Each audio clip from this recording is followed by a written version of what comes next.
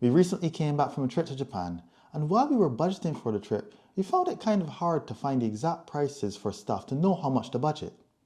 So we thought, let's do a video about the costs we had so you'll have an easier time planning your trip. And also some tips, because we didn't go absolutely low cost, we still had great fun, but we didn't blow the bank either. So for our accommodation, we spent €1,290 over our time staying in Osaka and Tokyo in Japan. During this trip, we stayed exclusively at the 3-star hotels because business hotels are actually a little bit cheaper, although they are definitely on the smaller side. There are some definite advantages to the business hotels. They are usually close to public transport, which is one of the main reasons why we chose them, because public transport was how we were getting around. Business hotels also offer a lot of amenities. So they'll offer pajamas, toiletries, even a microwave, perhaps a laundry machine, a vending machine, and that can make them very convenient. The trade-off is that business hotels are usually located in business areas. That means you have a little bit of a longer commute to areas that have a lot of nightlife, so Shibuya, Shinjuku, if you're thinking of Tokyo. You'd be a bit further from those areas, and if you're looking for the nightlife and to stay out late, do keep in mind to check how long public transport runs for.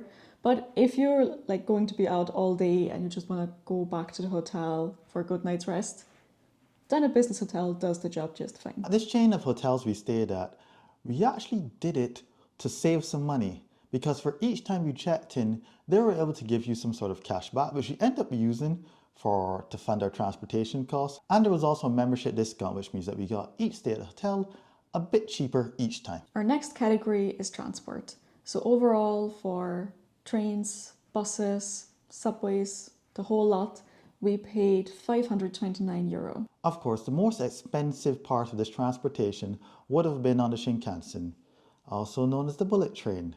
Now, these tickets are pretty expensive. You may have heard from other videos about the JR Pass. We, in this case, didn't actually use the JR Pass. Our itinerary actually didn't allow us to travel long enough for purchasing the JR Pass to actually make sense. That was also a conscious decision, because we knew that the more Shinkansen you take, the more expensive the transport budget is going to be. That's why we decided to base ourselves in 2 cities and just take day trips from there. Of course, we mentioned that the 2 cities are Osaka and Tokyo. So for example, our day trip going to Kyoto, we could have taken a Shinkansen, but we didn't because they're also express lines. That won't go as fast as the Shinkansen naturally, but they get you just fast enough there and are much cheaper. So we opted to use those train lines for cheaper prices rather than take the Shinkansen. So the return journey, Tokyo-Osaka on the bullet train, with reserved seats for both of us, cost us €369 in the end. Still a lot cheaper than the JR Pass would have been. And also, I think we benefited from not taking the JR Pass, because otherwise it would have created a bit of a pressure to get the money's worth for it and do day trips further away because of it. But without that pressure, we had a lot more freedom and flexibility to change around our itinerary based on the weather. Both Tokyo and Osaka also have metros. So on those metros, we spent about €160 in total. Our next category is food. Now, this category is one of the main reasons we actually went to Japan. And we spent €862 on this, which we did not regret any of it. One of our first decisions with the hotels was to make sure they included breakfast.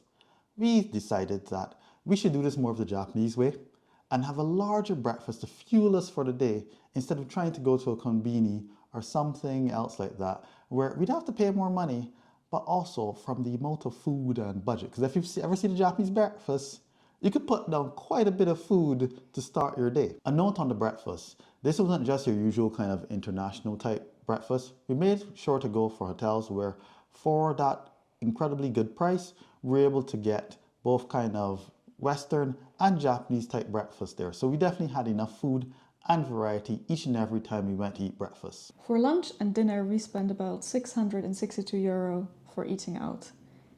Oftentimes we'd go and eat at food courts at malls, which sounds not very glamorous maybe at first glance, but once you've been to Japan, you'll realize there's a lot of food courts. Most big train stations have a food court, malls have a food court, and they're everywhere. And there is really good quality food there as well. Like, watch where the locals are going, and you're gonna find some interesting cuisines to try. You'll see a lot of people talk about the konbinis. These are kind of like the fast style grocery stores there in Japan. We did have a lot of food from there, but not as much as, from food courts. We found that when we were really hungry, the quality just wasn't up to par for some of the more cheaper foods.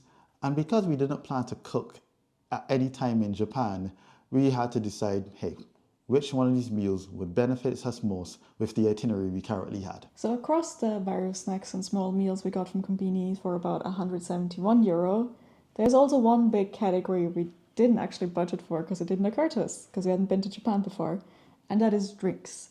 When you're in Japan, there's loads of vending machines or konbinis to get drinks from, and because there isn't really anywhere to refill your water bottle, you'll need to budget those in. So we spent a further €29 just on vending machine purchases, especially because it was so hot. With that heat, you're going to need to drink more than you think, and we were very happy to see vending machines pop up in the rarest of places. Our next category is attractions and activities. We spent €487 on this category, and the good news is for you if you're planning a trip to Japan that there are actually a lot of things you can do that are for free.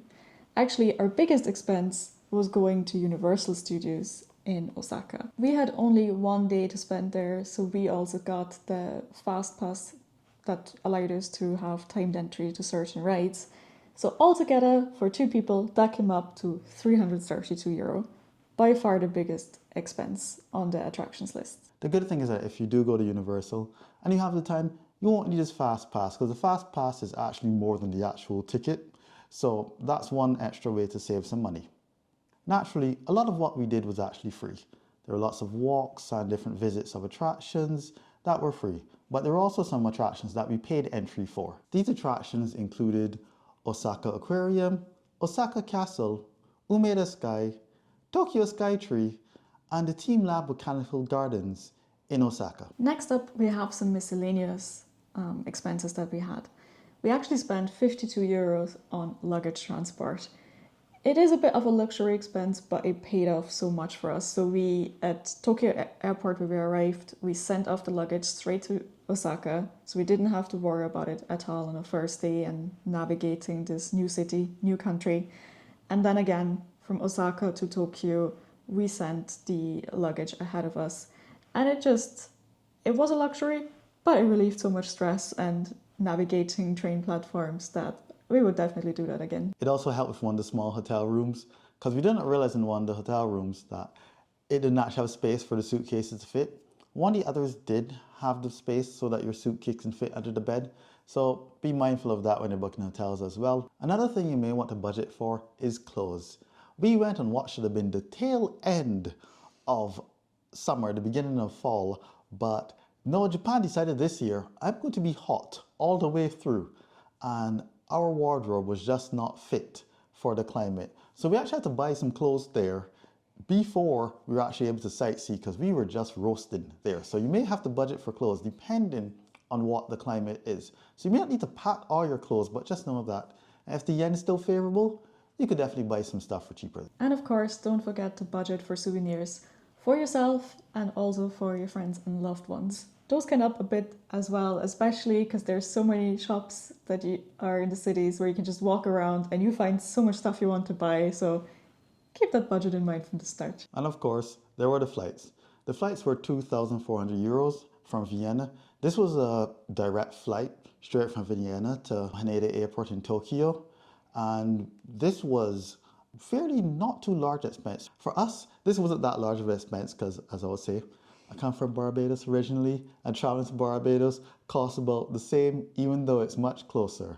But we also were traveling in economy as well, which actually had some great seating, so it didn't bother us to stay in economy as well. So in conclusion, we spent about €6,300 as a couple on a first trip to Japan for 12 nights.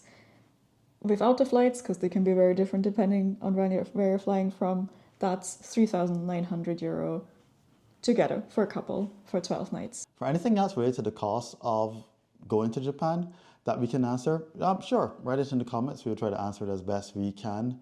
Also, If you just came from that video or are looking for another video, we actually shared our entire itinerary for Japan as a video. So yeah, wherever that is, yeah, go click on it. I hope you enjoyed this video. Cheers from Wine and Rum.